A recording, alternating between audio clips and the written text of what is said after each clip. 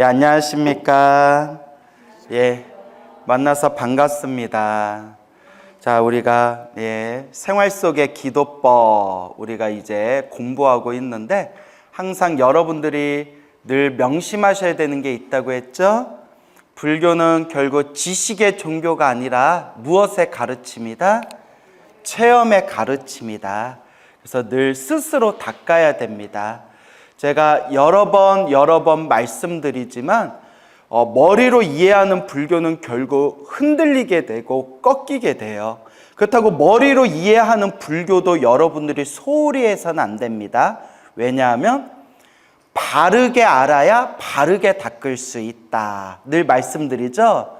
그러니까 제가 지식을 무조건 제가 부정하거나 비판하는 게 아니라 저도 책 보고 머리로 논리적으로 따지는 걸 많이 좋아해요. 다만 올바른 지식을 통해서 올바로 닦는 법을 알아야 되지만 결국은 백날 요리책을 봐도 요리책에 나와 있는 레시피를 백날 봐도 내가 직접 요리해 먹지 않으면 배가 부르지 않더라. 그와 같이 머리로는 불교에 대해서 많은 걸 알고 있다 하더라도 정작 내 스스로 내 자신이 닦지를 않는다면 결코 내 업의 운명을 바꿀 수도 없고 큰 수행 정진의 어떤 결과, 열매를 얻게 될 수도 없다라는 것을 늘 명심해야 된다라고 말씀을 드렸습니다. 그렇죠, 여러분? 그래서 늘 말씀드리지만 기도는 결국 습관이에요. 이제 습관이 돼야 돼요. 자꾸 염불이 습관이 되고 습관이 되는 게 이제 점점 몸에 하나의 습관으로서 배어나가다 보면 이런 현상들을 이제 만나게 돼요. 일상에서 자기도 모르게 염불하고 있는 자기 자신을 발견하게 돼요. 머릿속으로. 평소 같으면 딴 생각하고 있을 텐데 어느 순간에 나도 모르게 자연스럽게 관세음보살, 지장보살 염불하고 있더라고요. 경험하신 적 있죠? 와준 것만도 고마워요. 예, 그래요. 경험해 보셨죠? 그래요. 이제 또 목소리가 커지네요. 예. 그래서 그리고 또 꿈을 꿀 때, 꿈에서 악몽을 꿀 때, 물론 기도를 열심히 하는 사람은 꿈자리가 편안해지지만 혹시 꿈을 꿀 때 악몽을 꾸게 될 때 꿈속에서 염불이 저절로 나와요. 아미타불, 관세음보살, 지장보살 평소에 염불하던 습관대로 꿈속에서 귀신을 만나거나 나쁜 상황에 처했을 때 자기도 모르게 염불이 탁 하고 나와요. 꿈속에서. 그것도 경험해 본 적 있죠? 와준 것만도 고마워요. 고마워요. 예. 경험 안 해봤어요? 예. 그래요? 다 해보셨구나. 그래. 한글로 퉁칩시다. 그래서 그렇게 기도하다 보면 그런 기도에 에너지가 생기게 됩니다. 그러면서 내 업장이 점점 사라지고 내 공덕이 쌓이게 되는 거예요. 또 기도를 많이 하다 보면 아침에 딱 눈 뜰 때 염불이 저절로 돼요. 그러니까 아침에 눈 뜨고 세수하고 양치질하고 염불해야지 그게 아니라 그냥 아침에 잠이 딱 깼을 때 테이프 돌아가듯이 기도가 저절로 돼요. 관세음보살 염불하시는 분들은 딱 잠에서 깨자마자 관세음보살이 저절로 들리고, 그리고 신묘장구 대다라니 하시는 분들은 잠에서 딱 깨자 신묘장구 대다라니 나모라 다나다라 막 이렇게 돌아가고, 그렇게 아침에 잠에서 깰 때 자기가 평소에 하던 기도가 저절로 딱 떠올라요. 그 정도 되면 정말 좀 열심히 하시는구나 라고 생각해 볼 수가 있어요. 물론 이것도 경험해 보셨죠? 그래요. 자, 그래가지고 우리가 이렇게 자꾸 기도라는 것도 수행이라는 것도 결국 습관을 들여야 된다. 이걸 우리가 좋은 습관이라고 해요. 이것을 좋은 습관이라고 하고 내 공덕을 성장시키는 아주 중요한 삶의 자세고 태도가 되겠습니다. 그래서 우리가 불교적인 수행이라고 했을 때 크게 두 가지로 나눠볼 수 있다고 했죠. 다 기억나시는지 모르겠는데 자력 수행과 타력 수행으로 크게 나눌 수가 있다고 했어요. 무슨 수행과 무슨 수행? 예. 자력 수행과 타력 수행. 자력, 타력. 자력은 자기 자신의 힘으로 닦는 걸 뜻해요. 자자가 자기예요. 스스로, 스스로의 힘으로, 자기 힘으로 닦는 걸 자력이라고 해요. 타력은 남이 닦는다라는 뜻이 아니라 남의 도움을 받아서 닦는다라는 뜻이에요. 남의 도움을 받아서. 그래서 타력이라고 해요. 남 타자. 자력은 자기 자신이 닦는다. 타력은 남의 도움을 받아서 닦는다. 근데 여기서 남의 도움을 받아서 닦는다고 했을 때 남이 누구를 뜻하는 거겠어요? 스님들? 아니에요. 불보살님. 예전에 얘기했는데 와준 것만도 고마워요. 다 설명했는데 우리 앞에 계신 불자님 제가 이거 다 설명했던 거 아니었나요? 같습니다. 그래요? 오늘 좋은 아침이죠? 예, 그래요. 자꾸 들으면 되죠. 그렇죠? 예, 이런 거 몰라도 돼요. 자꾸 들으면 돼요. 불보살님의 힘을 빌어서 닦는 거예요. 불보살님의 힘. 그래서 타력이라고 해요. 알겠죠? 타자가 불보살님, 부처님이나 보살님의 힘, 에너지, 그분들의 가피를 통해서 닦는다. 그래서 자력은 내 힘만으로 스스로 닦는다. 타력은 불보살님의 힘을 빌어서 닦는다. 불보살님의 은혜를 받아서 닦는다. 그래서 멋있기는 뭐가 더 멋있어요? 여기는 의지하는 걸 좋아하는 분들이 많으신가 보구나. 멋있기는 자력이 멋있죠. 내 힘으로 내가 닦는다. 여기 약간 애정결핍들이 많은가 봐요. 타력이요 이러시네요. 내가 내 힘으로 닦는 게 솔직히 더 멋있다고 저는 생각되거든요. 그런데 이제 제가 얘기하고 싶은 부분은 수행을 할 때 더더구나 우리처럼 업장이 두꺼운 시대가 혼탁한 말법 시대일수록 자력으로 닦는 게 더 쉬울까요? 타력으로 닦는 게 더 쉬울까요? 그렇죠. 타력이죠. 부처님, 불보살님의 은혜를 받고 불보살님의 가피를 받아서 닦는 게 더 편하게 닦을 수가 있겠죠. 그래서 자력, 타력이라고 했을 때 불교에서는 수많은 수행법들이 있어요. 한 몇십 가지, 몇백 가지가 돼요. 제가 알고 있는 것만 몇십 가지가 될 거예요. 수행법들이. 그중에서 우리는 모든 수행을 다 닦을 수는 없으니까 몇 가지 맛은 보되 결국 나한테 맞는 걸 닦아나가면 되죠. 그런 의미에서 봤을 때 크게 부처님의 모든 수행을 자력과 타력으로 나눴을 때 자력 수행의 대표적인 게 참선, 명상 같은 거예요. 참선, 명상. 내가 딱 앉아가지고 화두, 이것이 무엇인고, 이 몫고, 이렇게 화두를 참고하는 참선법이 있고요. 혹은 이제 우리가 불교 명상이라고 해서 전문 용어로는 사마타 윗바사나라고 불러요. 들어보셨죠? 예, 사마타 윗바사나. 사마타는 정신을 집중하는 걸 사마타라고 해요. 집중 수행. 이것도 설명하면 좀 복잡한데 간단하게 표현하면 사마타는 내 정신을 집중하는 수행이고요. 윗바사나는 내 몸과 마음을 있는 그대로 관찰하는 수행이에요. 그래서 집중과 관찰이라고 부르거든요. 그래서 사마타 윗바사나라는 수행법이 있어요. 이런 거는 이제 스스로의 힘으로 닦는 거예요. 내가 참선을 하거나 명상을 하거나 내 마음을 내 의지에 의해서 닦아나간다.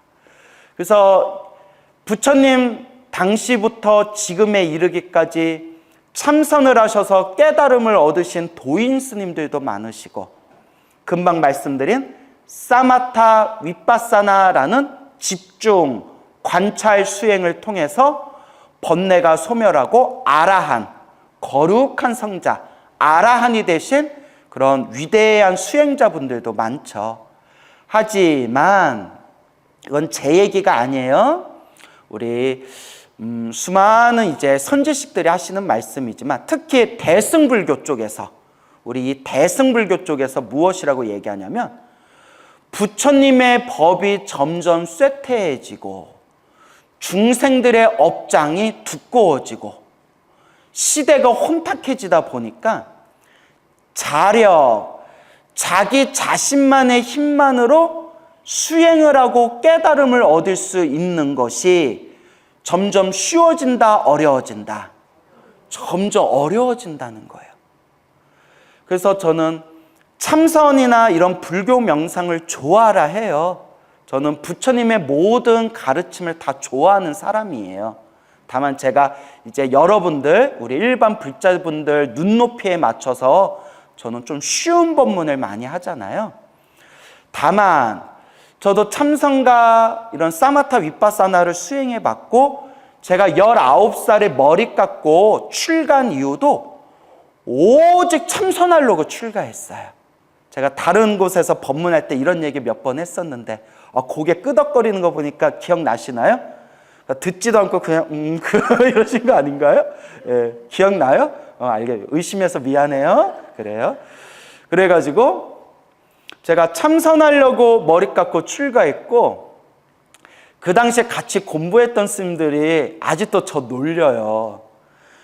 우리 광우 뭐 언제는 스님 저는 목숨이 끊어지는 그날까지 선방에서 오로지 좌복 위에서 살다가 죽겠습니다 하더니 야 광우야 그런 말 하지나 말지 하면서 많이 놀리세요 요새. 그래서 저도 제가 이렇게 말이 많을 줄을 몰랐어요. 왜 비웃죠? 저도 이렇게 말을 많이 하게 다닐 줄 몰랐는데 우리 외할머니는 아셨대요. 우리 외할머니는 제가 어렸을 때 별명이 촉새였대요. 말해놓고 민망하다. 그래서 남자가 왜 이렇게 말이 많을까 그러셨대요. 저 어렸을 때. 그래서 얘는 말로 먹고 살 거다 이러라고 하셨는데 아니나 다를까 그래도 이렇게 부처님 가피 받아서 요 말재주로 그래도 불자님들한테 좋은 법문하고 다니잖아요. 그렇죠? 예, 그런 걸로 퉁쳐주세요. 자, 어쨌거나 그렇게 이제 저도 참선을 해봤고 또 제가 30대 20대 후반에 막 두통이랑 허열이랑 가슴 답답증이 왔어요. 가슴 답답증. 참선 수행을 제대로 못 해가지고 몸에 상기병 혹은 상기증이라고 해요. 상기병. 그래서 이렇게 좀 참선에 부작용이 생겼는데 이제 제가 잘 못해서 생긴 거죠. 그때 이렇게 마음을 관찰하는 윗바사나 수행을 해가지고 가슴이 시원하게 이렇게 풀리는 그런 체험도 하고 그런 이제 경험들을 해서 제가 참선이나 명상수행법을 좋아라 해요. 사람들에게도 많이 권하기도 했고 지금 생각이 좀 많이 변했어요. 지금은 이제 연불수행을 많이 권해요. 이것도 제 나름대로 시행착오가 있었고 수많은 분들의 어떤 그런 수행의 모습을 보면서 제 나름대로 얻은 결론이 있어서 저는 이제 불자분들에게 연불이나 기도 수행을 많이 권해요. 하지만 참선이나 명상 수행도 아주 좋은 겁니다. 알겠죠? 아주 훌륭한 수행법이기는 하지만 제가 얘기하고 싶은 게 부처님의 법이 점점 쇠퇴하고 우리 중생들 업장이 너무 두꺼워지다 보니까 웬만큼 우리가 참선하고 명상해도 큰 효과를 얻기가 쉽다, 어렵다? 어려워요. 그래서 이것도 또 제 얘기가 아닙니다. 이게 조심스러운 얘기라서 우리가 말 한마디도 좀 조심스럽잖아요. 이것도 아주 우리 한국 불교에 유명하신 그런 큰 스님께서 직접 하신 말씀이에요. 불교신문에서 뭐라고 하셨냐면 참선이 쉽다면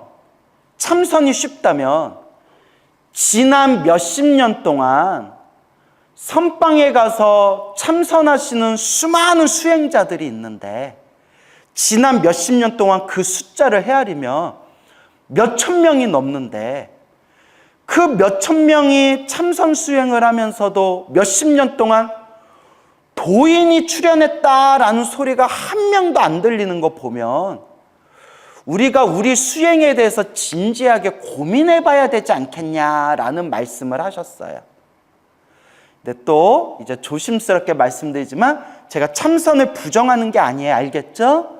참선을 통해서 수많은 도인 스님들이 과거에 출연하셨고 저도 참선하다 맛을 봤지만 참선도 좋은 수행이에요. 다만 이 시대 업장이 두꺼운 불자들에게는 참선이나 명상같이 스스로 혼자 힘으로 닦는 수행은 닦기가 많은 어려움이 있다라는 걸 이제 짚어주는 부분이에요. 그래서 이런 내용은 경전에도 나와요. 부처님 경전에서 말씀하시기를 부처님께서 대직경이라는 경전에서도 부처님이 열반에 드시고 부처님이 세상을 떠나고 수없는 세월이 지난 뒤에 말법 시대가 되었을 때 부처님의 법이 쇠퇴하고 중생들 업장이 두꺼운 말법 시대가 되었을 때는 선정, 그러니까 내 마음을 하나로 집중해서 삼매, 선정에 들어가는 자기 힘만으로 닦는 선정 수행으로 깨달음, 해탈을 얻을 중생이 거의 없을 것이다 라고 부처님 경전에도 나와요. 지금 우리 상황이 딱 그렇잖아요.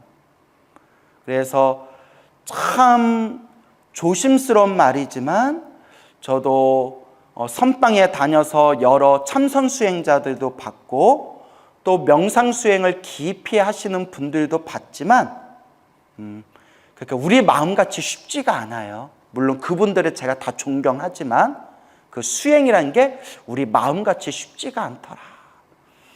그래서 자력을 하는 참선이나 명상을 하는 스님들 중에서 그러니까 수행자들 중에서도 자연스럽게 타력 수행을 병행하는 분들이 있어요. 대표적인 게 성철 스님 같은 경우에 오로지 화두해라, 화두해라, 참선해라, 참선만이 최고다라고 평생 주장하셨던 분이 저 해인사의 성철 스님이셨거든요. 성철 스님 다 들어보셨죠? 화두가 최고다, 참선이 최고다라고 주장하셨던 성철 스님께서도 항상 불자들한테 능엄주를 외워라, 능엄주, 능엄심주를 외워라, 매일매일 108참회문, 절을 하면서 108참회문을 해라. 그리고 심지어는 당신이 아비라 기도, 아비라 기도법이란 걸 만들어서 불자들한테 아비라 기도법을 열심히 권유하셨어요. 참선이 최고다라고 주장하셨던 성철 스님도 기도 수행을 많이 권유하셨어요. 그래서 지금 하는 얘기는 이제 책에 안 나오는 내용이고 제가 아시는 선배 스님께 들었는데 그 스님이 이제 성철 스님 제자분이세요.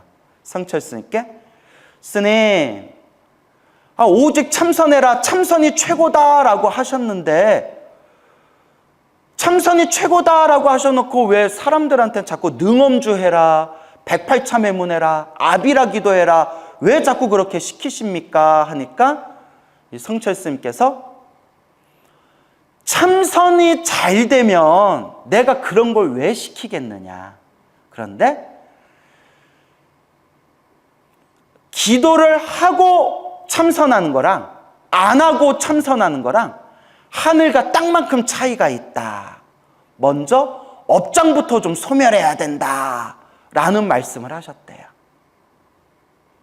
그 외에도 헤아릴 수 없는 많은 그런 근대 현대의 어른 스님들, 그런 수행자들도 참선하다가 장애가 생기고 마장이 생기면 부처님 앞에서 하염없이 절을 하거나 아니면 잠시 기도도량에 가서 간절하게 참회 기도를 올려라 라고 어른 스님들께서도 많이 권유를 하셨어요. 이 말인즉슨 자력수행, 내 힘만으로 자력수행, 스스로의 힘만으로 닦는 수행이 잘 된다면, 술술 잘 된다면 뭐하러 우리 어른 스님들께서, 우리 수행자분들께서 기도해라, 주문을 외워라, 절을 해라, 부처님 앞에서 업장 소멸해라 라는 말을 왜 굳이 하셨겠어요? 그만큼 자력 수행이 내 힘만으로 이 힘들고 괴로운 이 업보의 세계를 헤쳐나가기에는 우리 중생의 업장이 두껍고 이 세상이 너무 혼탁하다는 거예요. 그래서 자연스럽게 자력 수행을 닦는 수행자들도 자연스럽게 혼자의 힘만으로 자꾸 마장들, 어려움이 생기니까 그렇게 부처님께 기도하고 부처님께 타력 수행, 불보살님의 가피를 받는 그런 기도 수행을 함께 병행하게 되는 거예요. 그래서 거의 몇백 년 전 조선시대 최고의 고승으로 손꼽히는 서산대사, 서산대사의 대표작인 성가귀감이란 책에 봐도 서산대사께서도 참선을 제일 중요하게 여기셨지만 당신께서 후학들을 위해서 저술하신 성가귀감이라는 그런 보석 같은 그 서산대사의 가르침이 담긴 책을 보면 주문을 외워라, 주문을 외우며 업장이 빨리 소멸한다, 염불해라, 염불을 하게 되면 이 윤회에서 빨리 벗어나게 된다 하면서 참선만이 최고다, 무조건 참선만 해라 라고 주장하지는 않으셨어요. 그러니까 이미 수백 년 전에 우리 큰 스님들도, 참선하는 스님들도 기도하거나 타력 수행을 함께 하는 게 좋다라는 그런 법문들이 있는 거예요. 제가 이 얘기를 왜 하느냐, 요새는 이제 우리 불자님들도 이제 인식이 많이 변화돼서 옛날보단 덜해요. 옛날보다는 덜한데 불과 몇십 년 전만 하더라도 스님들도 그렇고 불자님들 중에서도 참선만 최고고 염불하고 주문을 외우고 타력 수행하는 것은 수준이 낮은 덜 떨어진 수행법이다라는 그런 인식이 있었어요. 그래서 이렇게 스님들이 염불 법문을 하거나 기도 법문을 하면 아우 수준 낮아, 아우 수준 낮아 라고 하던 시대가 있었어요. 그러면 참선만이 최고고 염불 법문이나 기도 법문의 수준이 낮다, 수준이 덜 떨어진 거다라고 했던 그런 불자분들이 그러면 깨달았냐? 그렇지도 않아요. 오히려 제가 다 보고 들은 얘기예요. 입으로는 참선이 최고다라고 얘기하면서 정작 하나도 언행일치가 안 된다. 경전 좀 공부하세요 하면 나는 참선하는 사람이라서 나는 경전 볼 필요가 없어.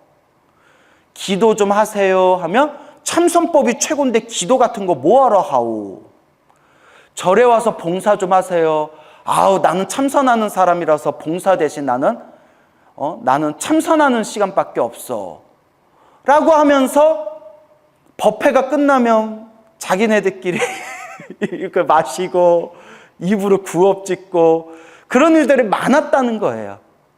물론 훌륭하신 분들도 있죠. 정말 제가 참 존경스럽다 할 정도로 훌륭하신 불자님들도 있고, 하지만 또 한편으로는 참선만 최고고 나머지는 다 수준 떨어지는 거다라고 주장하는 분들 중에 수행에 하나도 안 되고 언행일치가 안 되던 분들도 많았던 시절이 있었어요. 무슨 말인지 알겠죠? 그래서 제가 그런 분들을 비판하거나 욕하려는 게 아니라 항상 우리가 자기 자신을 돌아봐야 된다는 거예요. 내 공부만 잘났다라는 생각이 이미 들기 시작하면 이미 암환병에 걸린 거예요. 무슨 병? 암환병. 그래서 제가 늘 부처님의 모든 가르침은 그 자체로 소중한 거다. 그래서 자기 수준에 맞는 걸 잘 닦아나가면 된다라고 늘 말씀드렸죠. 그래서 우리가 참선이나 명상 같은 것도 우리가 냉정하게 짚어봐야 되는 게, 참선이나 명상을 좋아하는 분들 중에서 성근이 있어서 착할선, 뿌리익은 착한 뿌리가 있고 전생에서도 참선이나 명상법을 닦았던 좋은 업의 습관이 있어서 이번 생에 참선과 명상을 잘 닦는 분들도 계시는데 또 우리가 목격한 것들 중에서는 또 유독 참선과 명상만에 집착하는 분들 중에서는 좀 허세가 들어간 분들이 많아요. 뭐가 들어간 분들? 허세. 그다지 수행은 깊지 않은데 나는 참선하는 사람이다. 나는 명상하는 사람이다.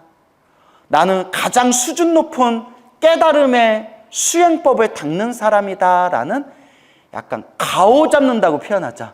전문 용어로. 그런 가오 잡는 허세에 빠진 사람들이 의외로 많다라는 이야기를 실제로 명상센터를 하시는 분들께 얘기 들었고 저도 그런 분들을 목격한 적이 있었어요. 그게 바로 교만병이에요. 무슨 병? 교만병. 그래서 다시 말씀드리지만 참선과 명상은 아주 좋은 수행법입니다. 하지만 부처님 대승경전에도 나오고 또 우리 역대 여러 훌륭하신 선지식 어른스들 그리고 훌륭하신 수행자분들도 짚어주신 부분이고 또 저도 25년 동안 절집에 있으면서 이런저런 모습들을 목격하고 또 체험하고 시행착오를 겪으면서 이제 제가 얻은 소소한 결론은 그냥 내가 보기에는 이 시대에는 염불 수행이 가장 적합한 것 같다라는 저만의 결론을 얻은 거예요. 아시겠죠?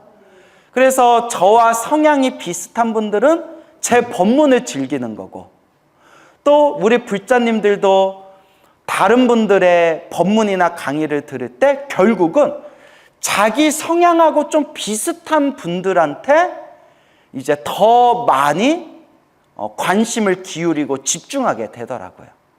이걸 이제 우리가 쉬운 말로 하면 끼리끼리 모인다. 좀 유식하게 말하면 뭐라고 하죠? 뭐예요? 잘 안 들려. 동업중생. 나보다 더 수준 높은 얘기를 했어요. 맞아요. 동업중생인데 저 무슨 얘기 하려고 했냐면 맞아요. 동업중생. 유유상종. 끼리끼리 만난다. 맞아요. 동업중생. 그래서 결국은 수행도 저도 참선도 해보고 명상도 해보고 또 저는 20대 제가 참선할 때도 염불수행을 되게 비방을 많이 했어요. 제가 구업을 많이 줬어요. 제가 제 스스로 염불수행 같은 거는 수준 낮은 노보살들이나 하는 거다. 참선할 수준이 안 되는 불자들이 그나마 부처님 법과 인연 맺으라고 그나마 수준 낮은 사람들한테 가르친 법문이 염불법문이다. 이런 식으로 생각을 하고 이런 식으로 좀 구업을 지었어요. 수리수리 마수리 수수리 사바. 또 이 자리에서 정구업진원 한번 하겠습니다. 왜냐하면 제 주변에 있는 분들이 그렇게 가르쳐 주셨거든요. 이제 선방 다니다 보니까 요새 이제 많이 개방적이 됐지만 그래서 지금은 제가 굉장히 가장 존경하는 큰 스님 중에 한 분이지만 그 당시 20대 때는 여러분 청화 스님이라고 아시죠? 청화 스님, 연불선으로 유명하신 청화 스님. 지금은 제가 가장 베스트 오브 베스트로 흠모하는 그런 큰 스님이지만 20대 때 철모를 때는 저도 청화 스님을 되게 낮추게 봤어요. 약간 좀 남 탓하면 안 되지만 약간 좀 그런 분위기가 있었어요. 참선, 화두 아니면 모든 걸 좀 무시하는 그런 성향, 약간 그런 막바지에 그런 조금 분위기가 있었을 때 제가 약간 그런 분위기를 좀 탔어요. 근데 제가 스스로 공부해보고 수행해보면서 뭐가 안 되니까 뭐가 안 되고 뭔가 제가 의지했던 분들한테 가르침을 들었던 것들이 제가 머리가 점점 굵어지다 보니까 자꾸 모순된 게 보이니까 자꾸 뭐가 안 맞는 거예요. 그러니까 고민을 해야죠. 뭐가 문제일까? 고민을 통해서 결국 찾게 된 방법이 부처님 가르침으로 한번 돌아가 보자. 지금까지는 선배 스님 그리고 스님들 말씀, 스님들 법문에만 의지했지만 뭐가 조금 공부하다 보니까 좀 애매한 게 있다. 결국 우리의 근본 스승이신 부처님의 법문으로 한번 순수하게 돌아가 보자. 그때 이제 초기경전도 있고 대승경전도 보고 그때 티베트 불교도 공부해보고 그러면서 자연스럽게 이제 견문이 넓어질 거 아니에요? 아, 불교에는 이런 수많은 길이 있고 수많은 수행법들이 있구나. 견문이 넓어지면서 심지어는 제가 송광사 유런에 안 갔더라면, 계율 공부한데 유런이라고 하거든요. 30대, 20대 후반에 송광사 유런에 안 갔더라면 제가 미얀마에 갔을 수도 있어요. 윗바사나 수행이라. 그때 아까도 언급을 했지만 윗바사나 수행하면서 가슴이 시원해지고 몸과 마음이 가볍고 편안해지는 걸 확연하게 체험을 했거든요. 너무 좋다. 그래서 미얀마에 갔을 수도 있었지만 한번 계율 공부하겠다고 송광사 유런에 갔다가 그때 정토 연불법을 만나게 된 거예요. 왜냐면 그때 송광사 유런이 대만 불교하고 인연이 깊었고 또 유런이 이렇게 대만 불교하고 친해요. 유런, 계율 공부하는 유런이라는 게 우리 때는 이제 대만하고 자매 결혼도 맺고 대만하고 인연이 깊어가지고 그때 유런에 있는 그 도서관, 먼지에 가득 쌓인 도서관 책장에서 이런 나무아미탑을 극락세계 성불학교에 왕생하는 그 연불정토법을 만나면서 이게 진짜일까? 이렇게 쉬운 수행법이 있을까? 정말 극락세계에 태어나면 성불을 보장받는 건가? 엄청나게 고민하면서 수많은 경전과 책들을 보면서 그때 딱 중심이 나는 이번 생에 나무아미탑을 정토 연불법을 닦아야 되겠다 라고 그때 이제 확신이 딱 생기게 된 거죠.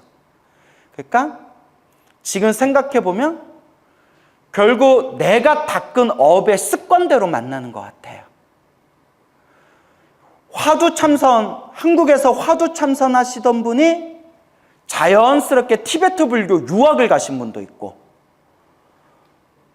그리고 한국 불교에서 열심히 공부한 분이 한국 불교에서 어떤 갈증을 느껴서 미얀마, 스리랑카, 태국에 유학 가시는 분도 있고 또 저 같은 경우에도 오히려 제가 20대 때 연불 법문을 막 부정하고 입으로 비판하고 입으로 구업을 많이 졌는데 오히려 자연스럽게 제 마음속에 자연스럽게는 아니고 고민을 많이 했죠. 엄청 고민하고 고민하면서 지금은 오직 나무 아미탑을 매일매일 아미탑을 연불하는 연불수행자가 됐어요. 하지만 제가 다시 말씀드리지만 무엇이 최고다라고 저는 주장하지는 않아요. 왜냐하면 제 마음속에는 기본적으로 부처님 경전에 나와 있는 모든 법문은 그 자체로 소중하고 동쪽에 서쪽에 남쪽에 북쪽에 흘러가는 강이 저마다 가는 길은 다르지만 마지막에 어디서 모이듯이 바다에서 모이듯이 부처님 법문에 의지해서 수행을 하면 각각의 수행법은 다르더라도 결국에는 마지막 부처님의 깨달음의 바다에서 결국 만나게 된다. 그래서 모든 수행법은 우리가 존중하고 우리가 그 모든 수행법에 대해서 공경하는 마음이 있어야 된다라고 제가 항상 이야기를 합니다. 결국은 내 성향에 맞게 내 인연에 맞게 그 법을 만나게 되더라고요. 그래서 관세음보살 연부를 하시던 분이 자연스럽게 지장기도로 가시는 분들도 있고, 저는 오히려 관세음보살님을 굉장히 좋아하고 관세음보살 연부를 많이 했는데 지금은 오히려 나무아미탑을 연부를 더 열심히 하고, 이런 식으로 또 각자의 인연법이 있어요. 단 어떤 법을 닦든 반드시 중심이 되는 말씀, 반드시 중심이 되는 근거는 부처님의 경전, 반드시 부처님 말씀에 근거를 둬야 됩니다. 부처님 말씀이라는 기준이 없으면 우리가 선을 넘어버려요. 부처님이 하신 말씀이 아닌데 그냥 내 생각을 마치 내 생각이 부처님의 정법인 것처럼 내 생각을 그냥 막 말해버리고 사람들을 오히려 잘못된 길로 이끌 수가 있어요. 그래서 요새 유튜브에 보면 그냥 썸네일의 제목이 독특해서 보다가 뭔 얘긴데 제목을 이따구로 줬지? 하고 보다가 제가 막 경악을 할 때가 있어요. 제 말이 틀리고 그분 말씀이 맞을 수도 있겠지만 적어도 제가 공부한 부처님 경전의 말씀에서 봤을 때 완전히 엉터리 얘기를 하고 있는 거예요. 쏘스라치게 놀랐어요. 그러면서 다시 느낀 게 우리 불자들은 너무나 순진하다 보니까 그냥 뭐 유튜브나 어디 동영상이나 어디 강의 같은 걸 듣다가 그런 걸 쉽게 그냥 넘어갈 수가 있는 거예요. 그래서 조금은 고생스럽더라도 우리가 무엇을 많이 공부해야 된다? 경전. 부처님의 말씀 경전을 많이 봐야 됩니다. 결국 부처님은 우리에게 무슨 말씀을 하셨는가? 그래서 여러분 앞에 있는 광우스님 말도 100% 믿으면 안 된다 라고 불자님들한테 늘 제가 당부의 말씀을 드립니다. 저는 여러분들을 부처님의 말씀, 경전으로 인도하는 중간자적 역할일 뿐이지 결국 우리 불자들은 누구의 말씀을 의지해야 된다? 부처님의 말씀, 경전의 말씀을 의지해야 됩니다 라는 것을 꼭 명심하셔야 됩니다. 알겠죠? 그래서 불교에선 자력과 타력 수행이 있고 자기 힘으로 닦는 자력 수행의 대표적인 게 참선, 명상법, 사마타 윗바사나 같은 명상법들이 있고 부처님 당시에서부터 수많은 분들이 자력 수행, 참선이나 명상 수행으로 큰 깨달음을 얻으신 분들도 있지만 말법 시대가 되고 중생들의 업장이 두꺼워지고 혼탁해지다 보니까 자기 힘만으로 닦을 수 있는 시대가 이미 사라져고 있다. 그래서 자연스럽게 참선하거나 명상하는 수행자들 중에서도 혼자 힘으로 마장이 많으니까 불보살님의 은혜와 가피를 받아서 수행하는 타력 수행을 함께 병행하는 경우가 많다라는 것으로 여러분들이 좀 정리해 두시면 좋겠습니다. 알겠죠? 자력과 타력에 대해서 설명을 드렸죠.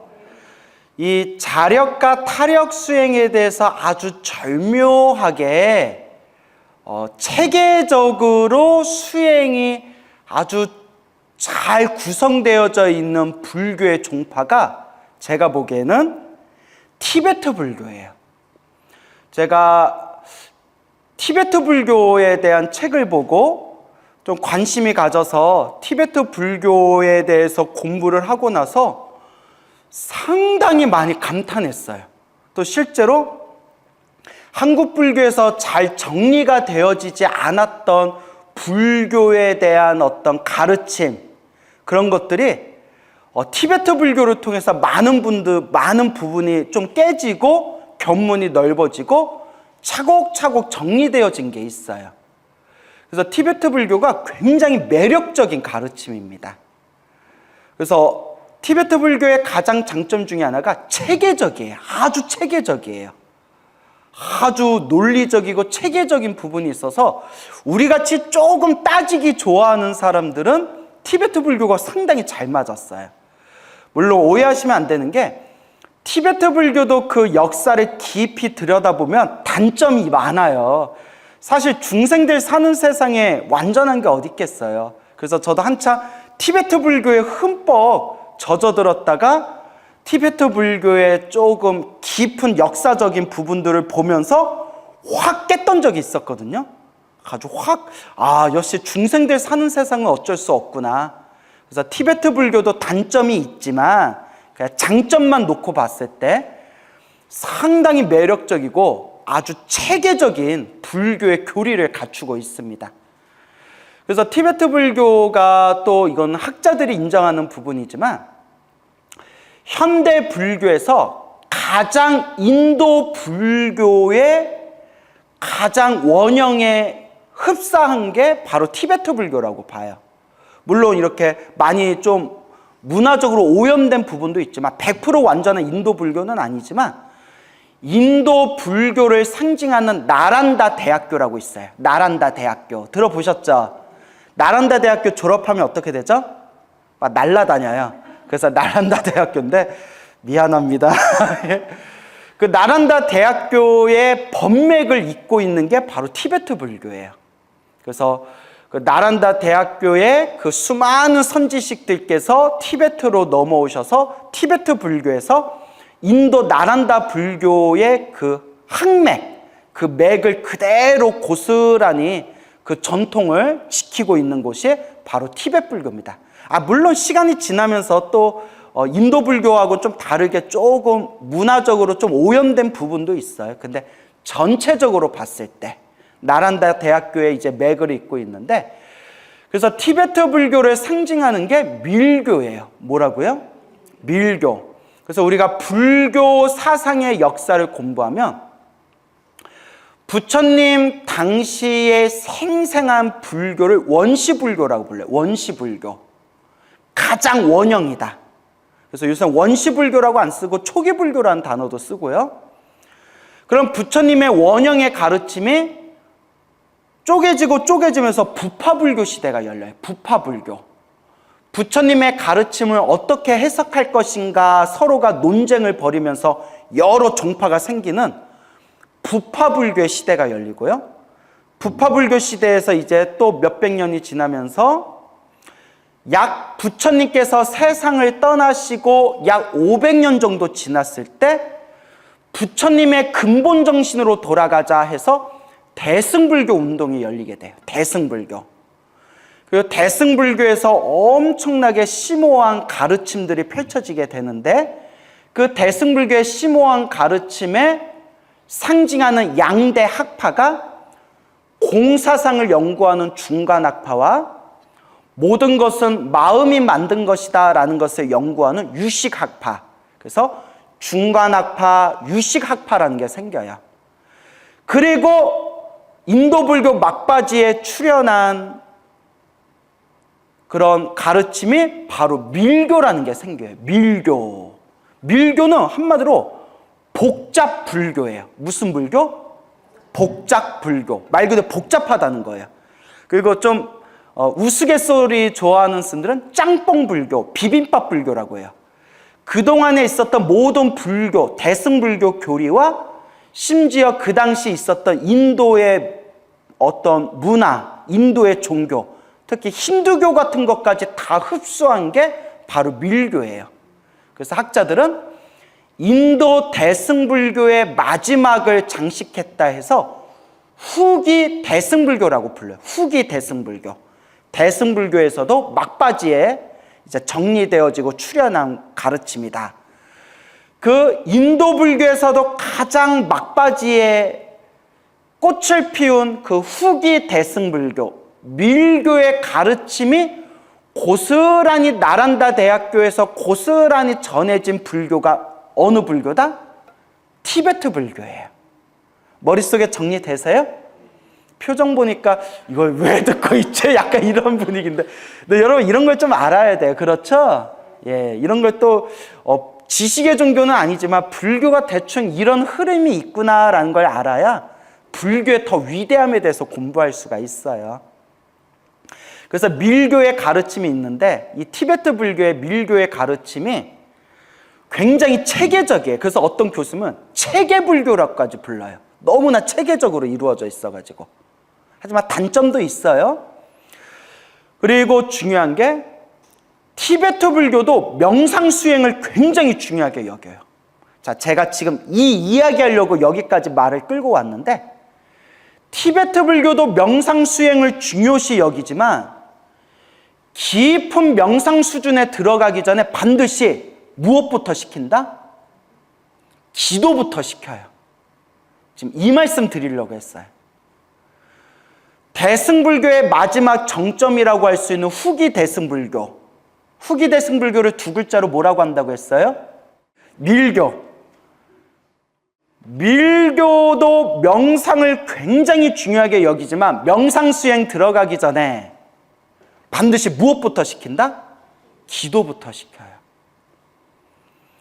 처음부터 깊은 명상에 들어갈 수 있는 사람은 거의 없다. 이 시대에 거의 없다. 너무나 중생의 업장이 두껍기 때문에 과거 전생부터 닦고 많이 닦았던 사람들만 깊은 명상 상태에 바로 들어갈 수가 있다. 우리 지금 이 중생들은 업장이 너무 두꺼워서 먼저 불보살님을 향한 기도를 통해서 먼저 업장부터 소멸하고 스승의 도움을 받아서 깊은 명상 상태에 들어가야 된다라고 가르쳐요. 그래서 제가 말한 자력과 타력 수행의 조화를 상당히 잘 이루고 있는 대승불교의 종파가 티베트 밀교다라고 저는 생각하는 거예요. 그래서 티베트 불교도 여러 파가 있어요. 닉마파, 뭐 까규파, 샤카파, 뭐 겔룩파, 수많은 파가 있는데 여러분 달라이라마라고 다 들어보셨죠? 티베트 불교를 상징하는 존재가 일단 달라이라마잖아요. 달라이라마가 속해 있는 종파가 겔룩파예요. 또 이거 설명하면 너무 복잡해지기 때문에 간단하게 말씀드리면 겔룩파나 이제 뭐 다른 파에서도 티베트의 그런 파에서도 조금씩 차이는 있지만 깊은 명상 수준의 가르침을 닦기 전에 기초 수행 4가지를 닦아요. 무슨 수행? 기초 수행. 4가지 기초 수행이라고 해서 사가행이라고 불러요. 뭐라고요? 사가행 수행. 여러분 가행정진이란 말 들어보셨죠? 예. 사가행 수행. 4가지의 기초 수행이에요. 말이 4가지지 엄청 뻑세요. 그래서 종파마다 약간 차이는 있지만 보통 사가행 수행하면 뭐라고 이야기하느냐? 1단계 티베트 오체투지 보셨죠? 배 쫙 깔고 절하는 거 보셨죠? 1단계 그걸 10만 배 해야 돼요. 몇 배? 10만 배를 채워야 돼요. 근데 말이 10만 배지 스승이 보고 부족하다 싶으면 2번, 3번 더 할 수 있대요. 1단계가 10만 배예요. 2단계 따라해 보세요. 금강살타. 예, 금강살타 진언이란 주문이 있어요. 근데 음절이 백자로 돼 있어가지고 백자진언이라고도 부른대요. 음절이 백자로 돼 있어서 백자 1, 2, 3, 4 할 때 백. 그래서 금강살타 진언을 10만 독 해야 된대요. 10만 독. 세 번째, 그 만다라 공양이라고 해가지고 만다라. 여러분들 이렇게 가루, 물감 가루로 큰 판에다가 이렇게 부처님 얼굴이나 막 여러 가지 도형 같은 거 그리는 거 보셨죠? 예, 인터넷 같은 데 보면 나와요.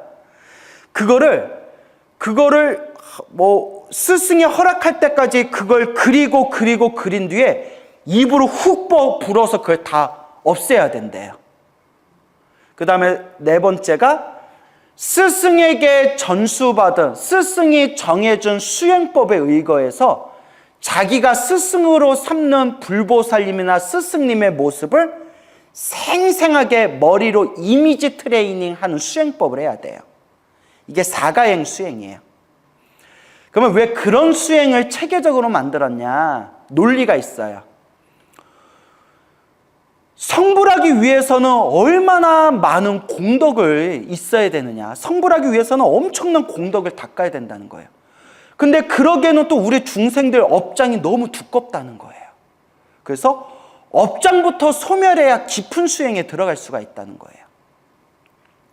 업장 소멸을 하기 위해서 티베트 오체투지, 부처님 앞에서 절을 몇 번 한다? 10만 번을 하는 거예요. 절을 하면서 업장을 소멸하되, 특히 절 수행은 특히 몸으로 지은 업을 빨리 소멸시켜준대요. 몸으로 지은 업을. 그리고 아까 무슨 진언이라고 했어요? 금강살타 진언을 몇 번 한다고 했어요? 10만 도. 금강살타 진언은 우리 중생이 가지고 있는 억겁의 그런 업장을 빨리 소멸시켜주는 티베트의 진언이에요. 티베트의 진언. 근데 이런 거에 또 혹할 필요 없어요. 제가 늘 주장하지만 어떤 주문, 어떤 진언을 하든 부처님을 믿는 마음으로 어떤 기도를 하든 결국 하나로 통한다고 했죠? 근데 티베트에서는 금강살타 진언을 딱 고정시켜 놨대요. 아마 티베트 불교 선지식들이 나름대로 생각해서 만들어 놓은 거겠죠? 그래서 금강살타 진언은 특히 업장을 소멸시켜 주는데 입으로 외우는 진언이니까 특히 무엇으로 지은 업을 빨리 소멸시켜 줄까요? 입으로 지은 업을 빨리 소멸시켜 주겠죠. 그래서 여러분들을 경험하신 분도 계시겠지만 금강살타 진언을 외우다 보면 혹은 여러분들 기도하다 보면 몸에서 막 더러운 게 빠져나가고 맑고 깨끗한 것을 받아 마시고 혹은 성스러운 분들이 출현해서 내 몸을 어루만져 주고 이런 꿈들을 꾸며 업장이 지금 녹고 있는 현상이래요. 그런 거 꾸신 분들 있죠? 있는 걸로 퉁칩시다. 예, 대답들이 없어서. 자, 그렇게 업장이 이제 소멸하고 있고, 그 다음에 내가 스승으로 모시는 불보살님이나 내가 스승으로 섬기는 스승님의 모습을 생생하게 이미지 트레이닝하는 수행은 정신을 하나로 통일하는 수행법이에요. 그리고 머리로 모든 번뇌망상 속에서 머리로 간절하게 나의 스승님을 머릿속에 이미지 트레이닝하는 수행이니까 특히 무엇으로 지은 업을 빨리 소멸시켜 줄까요? 그렇죠. 생각으로 지은 업을 빨리 소멸시켜 주는 거예요. 그러니까 답이 나왔죠. 우리가 항상 중생이 몸과 말과 생각으로 끊임없이 업보를 짓고 있는데 시작 없는 옛적부터 알고 지었건 모르고 지었건 탐욕과 성냄과 어리석음으로 수많은 업보를 지었잖아요. 그래서 몸과 말과 생각으로 지은 업보 중에서 특히 절을 하는 것은 몸으로 지은 업을 빨리 소멸시켜주고 진언을 외우는 것은 입으로 지은 업을 빨리 소멸시켜주고 거룩한 불보살님이나 스승님의 모습을 이미지 트레이닝하는 수행은 생각으로 지은 업을 빨리 소멸시켜준다는 거예요.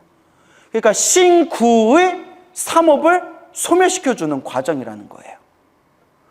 특히 중요한 게 저도 효과를 받고 저랑 부산에 살고 있는 저랑 친한 스님이 엄청나게 효과 봤는데 그 티베트 오체투지 있죠? 그걸 꾸준히 하면 몸이 되게 건강해져요. 그러니까 나중에 딱 명상 수행할 때 거기서 엄청난 기의 에너지의 작용이 일어난대요. 또 이것도 설명하면 몇 시간 걸리니까 그런 게 있다는 것만 알아두시고요. 자, 그래서 오체투지 10만 배, 금강살타 진언 10만 도, 거룩한 스승님의 모습을 이미지 트레이닝하는 수행, 그 다음에 마지막에 만다라 공양 올린다고 했죠. 만다라를 이렇게 그려서 공양 올리는 거. 그게 뭐냐? 중요해요. 몸으로 지은 업, 입으로 지은 업, 생각으로 지은 업을 소멸하고 닦고 닦으면서 앞으로 내가 성불을 하기 위해서 수행하고 공부하려면 중요합니다. 복이 있어야 된다는 거예요. 뭐가 있어야 된다? 복이 있어야 수행할 수 있다는 거예요. 아주 중요한 거예요, 여러분. 복 없으면 수행도 못해요. 복 없으면 부처님 법도 만날 수 없고요. 복이 없으면 부처님 법을 만나도 부처님 법에 집중할 수가 없어요. 자꾸 일들이 생겨요. 복이 없으면 부처님 법을 만났는데도 제 주변에도 불자님 중에 당하신 분들이 많은데 부처님 법을 만났는데도 삿된 스승을 만나요. 삿된 스승을 만나서 시간 낭비, 돈 낭비, 몸 낭비, 마음의 상처를 받게 되는 경우도 많아요. 근데 이것도 자기 복이에요. 내가 그랬잖아요. 끼리끼리 만난다고. 제가 누군지는 밝힐 수 없지만 이거는 방송 아닐 때 개인적으로 말씀드릴 수 있어요. 유튜브에서 활동하는 사이비 수행자들이 있는데 또 신도는 많아요. 우리 그 뉴스에 나오는 사이비 종교들 있잖아요. 신도는 바글바글 하잖아요. 우리가 볼 때는 사이비인데 사람들이 많이 몰려요. 왜 저럴까? 왜 저럴까? 근데 부처님 법문에 나와요. 뭐대로 만난다? 업보대로 만난다. 그 복이 있어야 좋은 스승도 만날 수 있어요. 그래서 복이 있어야 수행할 수가 있다. 그래서 부처님께 정성스럽게 마음을 집중해서 만다라 고향, 물감을 뿌려가지고 아름다운 그런 만다라를 만들어서 부처님께 공양 올리는 게 내가 성불할 때까지 수행하는 데 있어서 무엇을 짓는 거다? 복을 짓는, 공덕을 닦는 과정이래요. 그리고 마지막에는 그걸 입으로 훅 불어서 그걸 막 흐트러뜨려요. 이게 중요해요. 내가 지은 그 복조차도 뭐하지 않겠습니다? 집착하지 않겠습니다.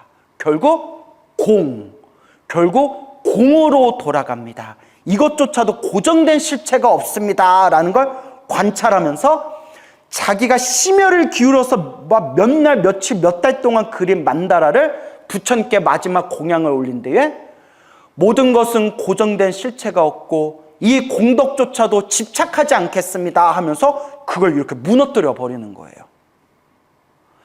딱 이 얘기만 들어도 티베트 불교가 얼마나 체계적인지 알 수 있겠죠.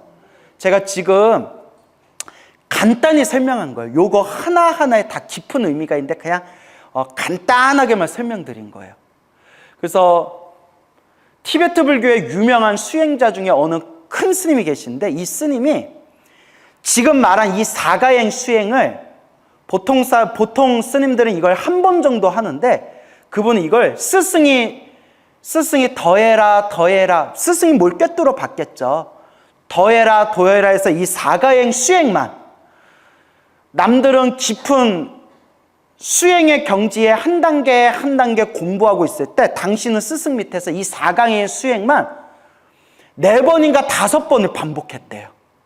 4-5번을 몇 년에 겹쳐서 반복했대요.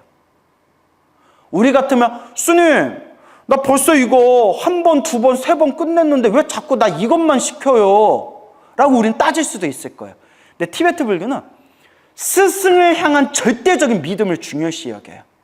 스승에 대한 절대적인 믿음. 그래서 부작용도 많이 생겨요.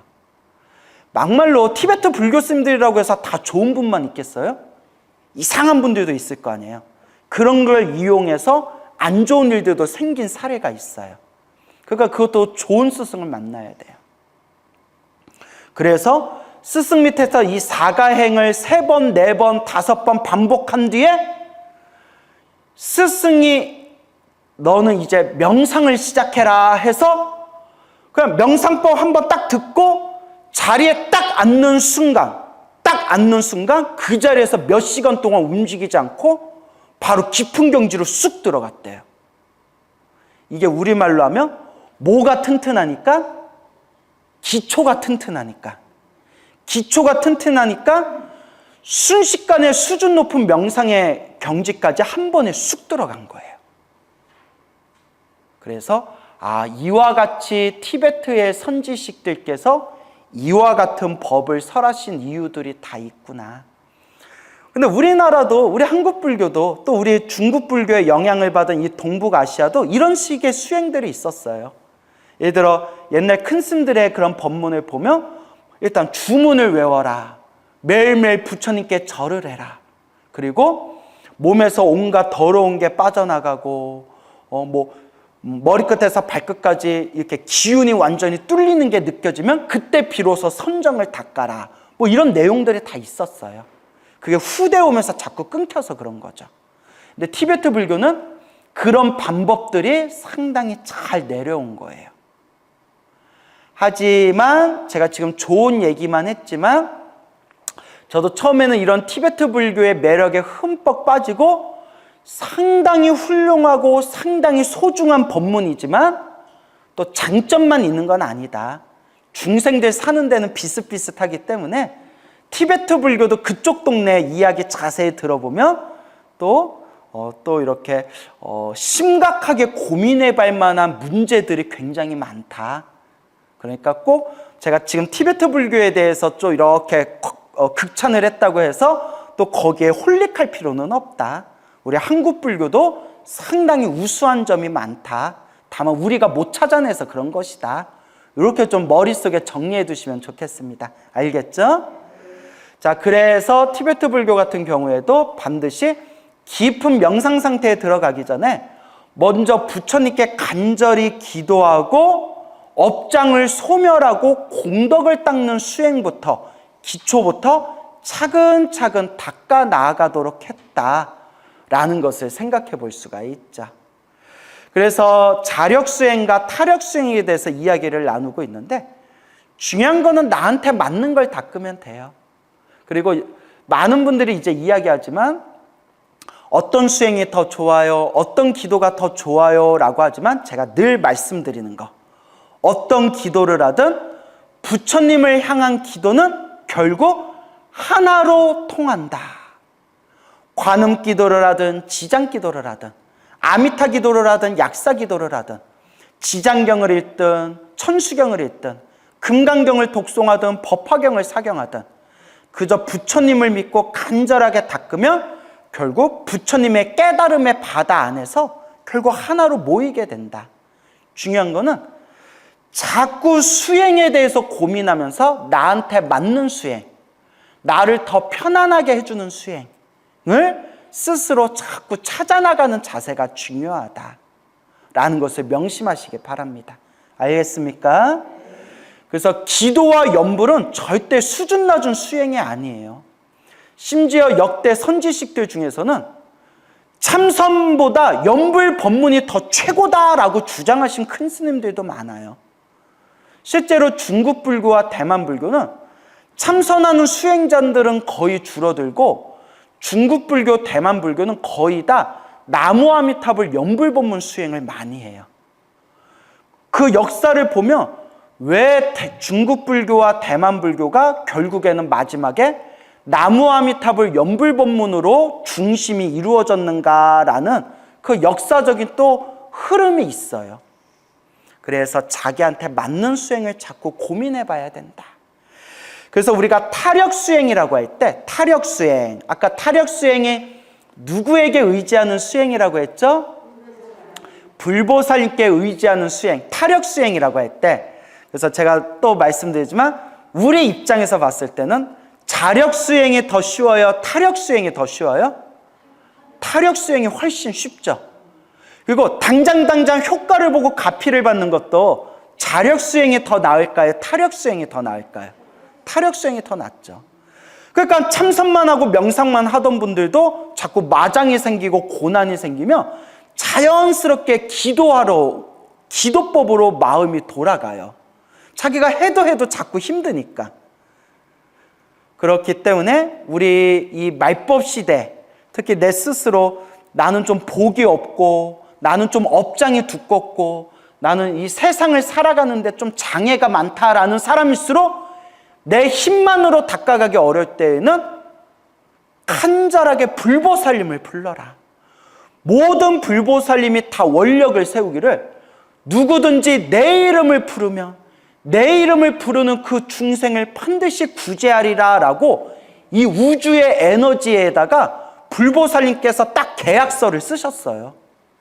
그러니까 간절하게 불보살을 불러라. 그래서 타력 수행의 대표적인 4대 수행법이, 옛날에 4대 수행법 하면 첫째가 염불 수행, 염불. 부처님의 이름을 부르는 염불. 두 번째가 뭘까요? 경전. 그래서 흔히 간경 수행이라고 해요. 간경. 볼간자를 써요. 관이 아니라 간이에요. 간. 야, 너 간 보냐? 할 때 간. 간경. 간경 수행이라고 하는데요. 여러분, 입으로 외우면 무엇이라고 부를까요? 독경이라고 불러요. 손으로 쓰면 뭐라고 할까요? 사경이라고 해요. 그걸 다 묶어서 경전수행이라고 하는 거예요. 예, 그래서 경전을 보고 간경, 경전을 입으로 외우고 독경, 경전을 손으로 베끼고 사경. 그래서 여기도 뭐 사경 하시는 분들이 많죠. 법화경 사경하신 분들도 있을 거고, 뭐 금강경 사경하신 분들도 있을 거고. 그래서 두 번째가 경전수행. 세 번째가 뭘까요? 주력수행. 주력수행. 주력은 무엇을 뜻하는 걸까요? 진언을 외우는 거. 주문. 신묘장구 대다라니, 능엄주, 옴마니반매옹, 광명진언, 친부다라니, 법화다라니 등등 불보살님의 신비한 가피와 에너지가 담겨져 있는 주문을 외우는 거. 그러니까 여러분들이 천수경 외우면 신묘장구다라니 외우게 되잖아요. 그게 무슨 수행이에요? 그게 주력수행이에요. 혹은 진언수행이라고 불러요. 주력수행, 주력, 진언. 아시겠죠? 마지막이 뭘까요? 절수행, 오체투지. 절수행. 그래서 따라해 보세요. 염불, 경전, 주력, 오체투지. 이것을 타력의 4대 수행법이라고 불러요. 알겠습니까? 타력의 4대 수행. 그래서 염불을 하시든 경전 사경을 하거나 독경을 하시든 진언, 주문을 외우는 주력 수행을 하시든 혹은 부처님께 간절하게 절을 하는 수행을 하시든 결국 모든 기도는 하나로 통해요. 부처님이 다 아세요. 간절하게 지금 기도하고 있는 그 마음을 불보살만 다 꿰뚫어 보세요. 그런데 아직도 불자님들 중에서는 무슨 기도가 더 나아요? 어떤 경전이 더 나아요? 무슨 주문이 더 나아요? 아직도 이렇게 헤매고 있어요.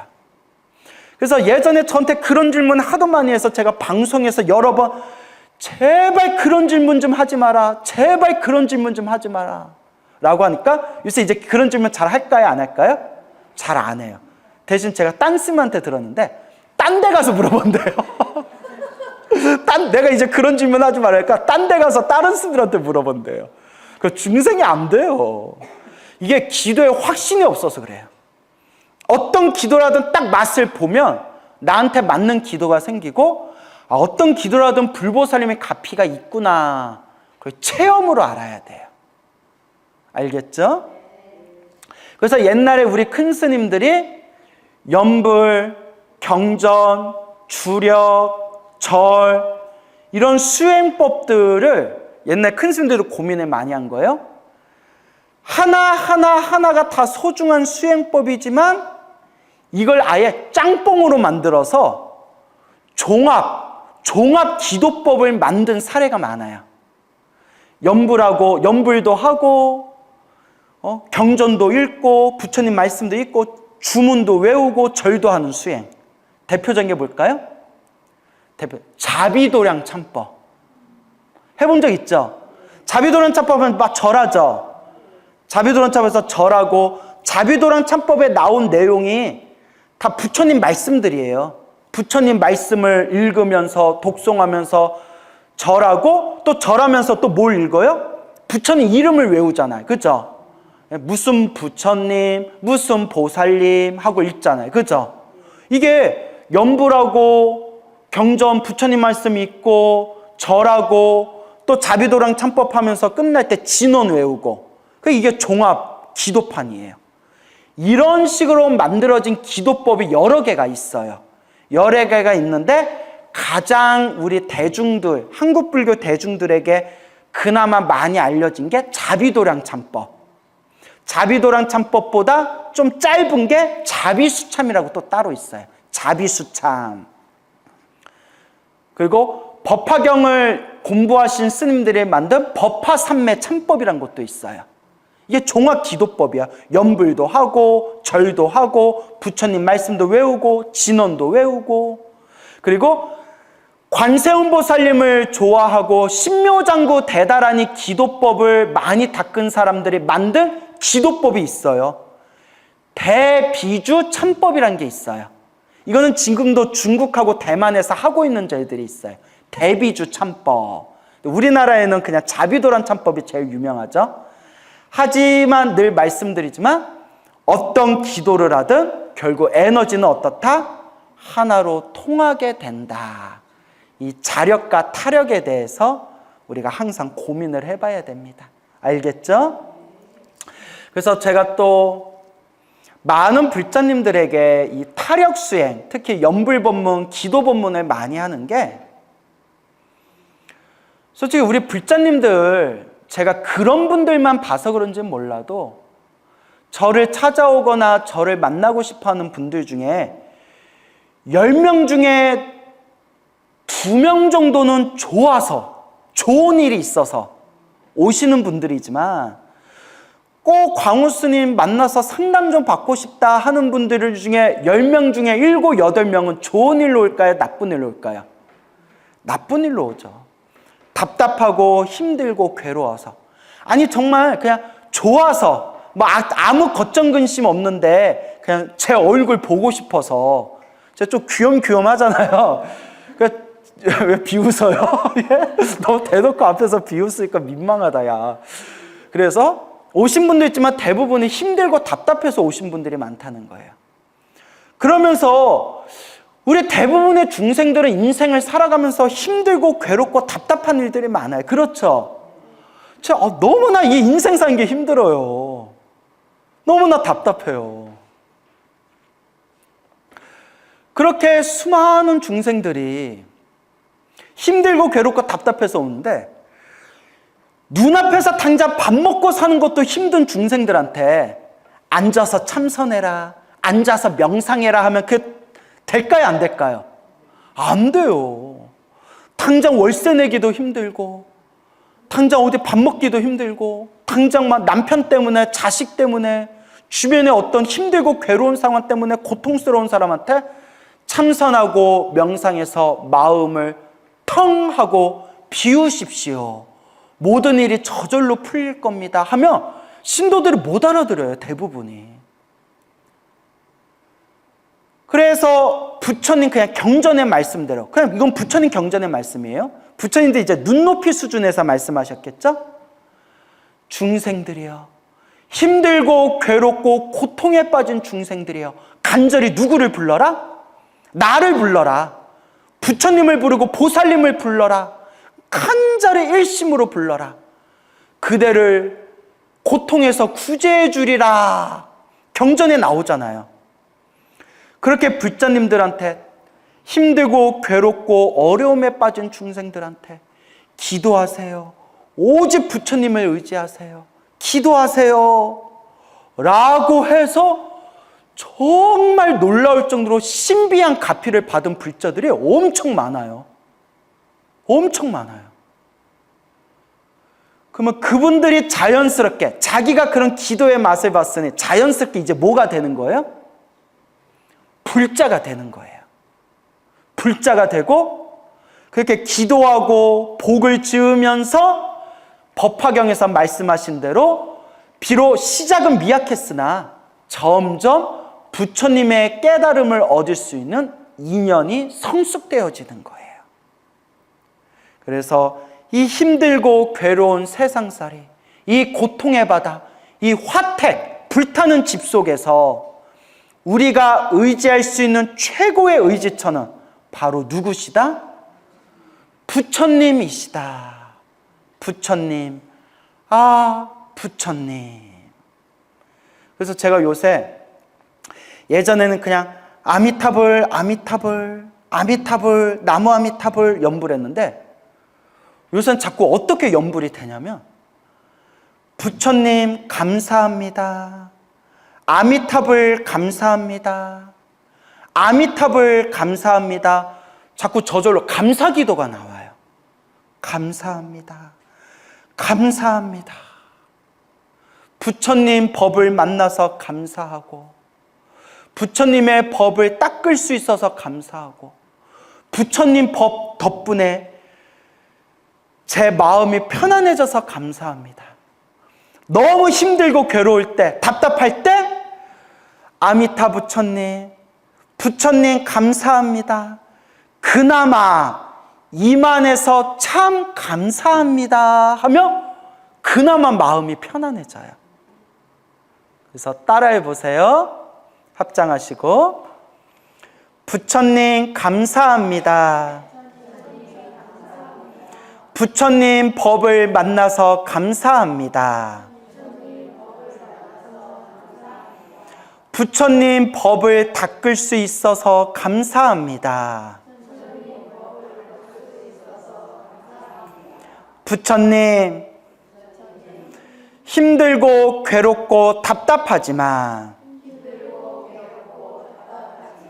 업장이 소멸하는 과정입니다.